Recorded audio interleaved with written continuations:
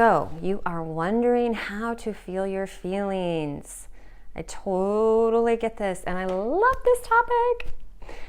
If you are new here, my name is Ann Bourne of Lavender Kisses, where we look for what I call lavender kisses in your own life of increased joy, increased happiness, increased peace, all those things that enhance your life so that you can get through challenges you may be facing if you're dealing with the aftermath of emotional neglect and trauma, childhood CPTSD.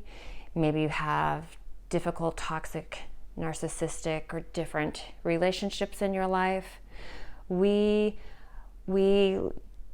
keep our eyes on the prize of getting through the tough challenges so that we can be more of our best selves and live the life you know that you've got inside you. So, how to feel your feelings. When I started getting really honest about how I felt and reconnecting what my brain thought to what my body was saying, I was clueless. I have always had a sense of humor, and I love humor. It's gotten me through many tough situations and tough spots in my life, but that was about it. I started with an intuitive eating coach. I had a long history of eating disorders and had a really tough relationship with food, and I just was like, I just want to be able to eat and feel normal. And I was working with this intuitive eating coach for a really long time, for a couple of years. And I just said to her, like, hey, I don't get it. I don't get it. I don't understand how you can tell when you feel satisfied. And she's like, there's a feeling you get. There's a feeling. She's like, I get this feeling of like, It's like, and that was such a light bulb moment for me. It was like, it's a feeling. It's in your body. It's not just in your head. And that is what started the process for me. So I'm not sure where you are in your own journey. For some reason, you are having a hard time connecting to your body with your feelings. Now, for the people that resonate with my channel and for what I went through, I was taught to disconnect from my feelings. In order for me to be seen, not seen, but in order for me to survive in my life and in my relationships, I had to show up a certain way. I had to put other people's needs before mine. I had to put their emotional safety and what they needed emotionally way before what I needed. In fact, who I was and how I showed up emotionally, I was taught was hurtful, that I hurt other people with my emotions and how I was. And so I learned to stuff that down, disconnect from it, because I really wanted to live a healthy life and a happy life and a fulfilled life. And if that way is hurting people, I don't want to do that, right? That's not who I am. I don't want to be a hurtful person, right? So that led to many years of using food to cope and to numb, because that didn't really hurt other people, right? It was kind of like this, and this is all subconscious. We don't know what we're doing, but we definitely use things in our lives to numb ourselves out because what we're feeling doesn't feel safe.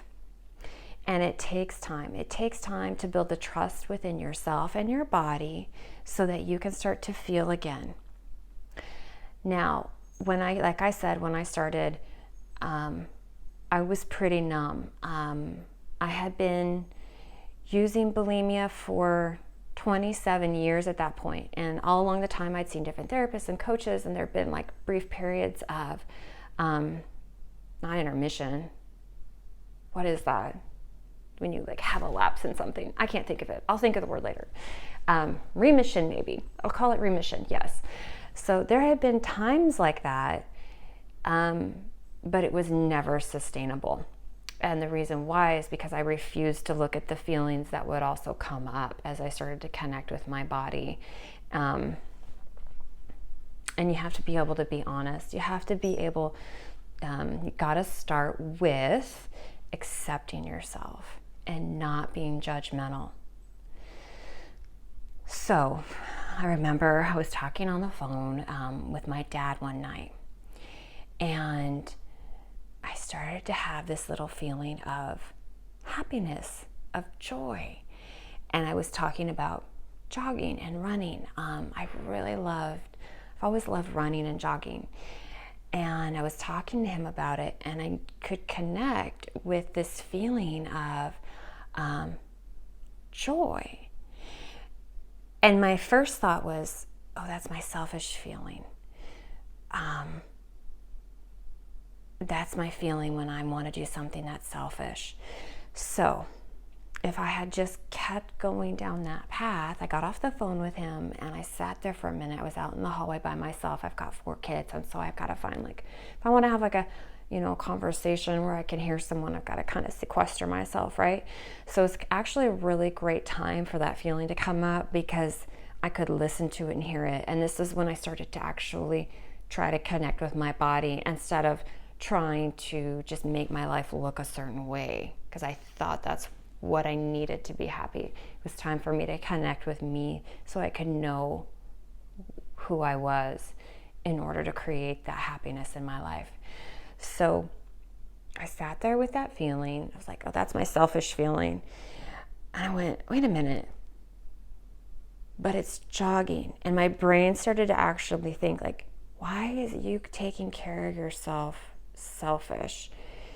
And so I just allowed that feeling to be there for a minute, and I went, uh-oh, there's a problem here. Because I knew that I had a lot of areas like that that were rewired incorrectly, right? Like all these areas, they were all incorrectly wired, from my brain to my head to my body. And what was I going to do? Because I didn't know how to get out of that. And that's when different coaches started to come into my life. I started to seek different types of therapy and coaches, and listen to who resonated with me instead of what I thought I needed to do.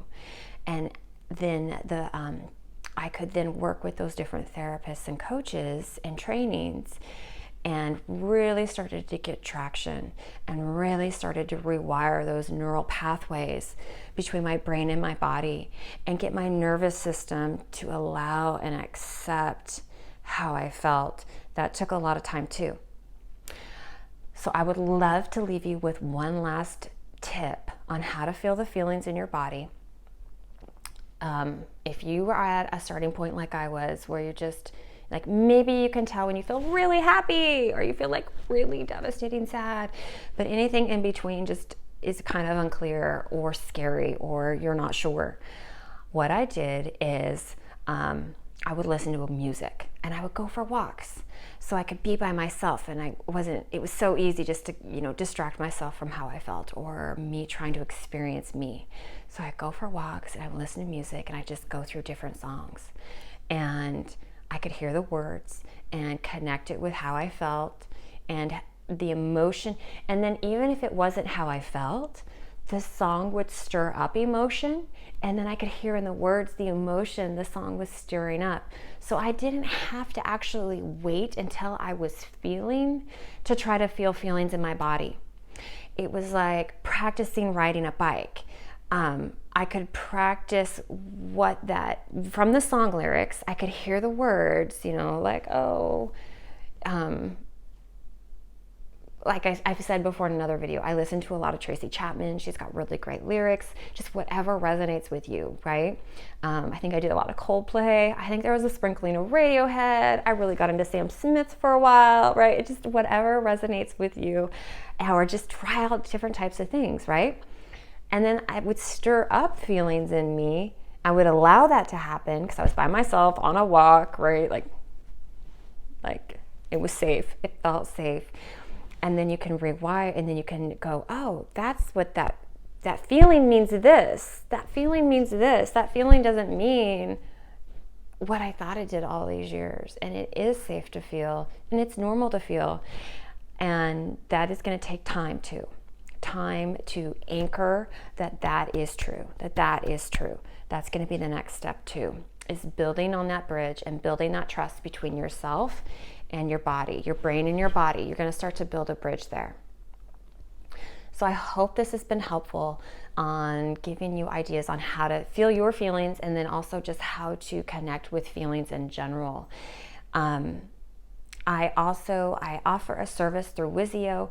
If you need some emotional support right now, if you need someone that understands, that's gone through healing from childhood CPTSD, from healing through emotional trauma and neglect, if you need someone to be a witness to you for how you're feeling right now, or you just need a little insight on a few stepping stones to get you through this moment so that you again can get back on your path and get your head straight, I offer a service through Wizio. It's down below. Leave me your question through Wizio and I come back with a video response. I would love to hear also in the comments below how you've connected with your body and how you have begun to feel your own feelings, or maybe something new you've noticed.